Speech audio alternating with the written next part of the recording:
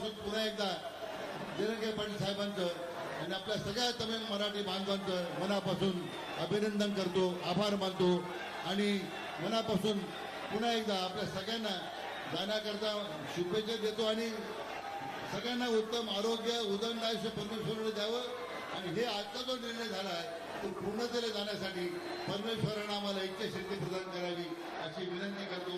मनापासून धन्यवाद. आता आपण गणपतीच्या आरतीला आपण सगळे उपस्थित राहावं, उभं राहावं अशी विनंती करतो. मनापासून धन्यवाद. जय हिंद, जय महाराष्ट्र.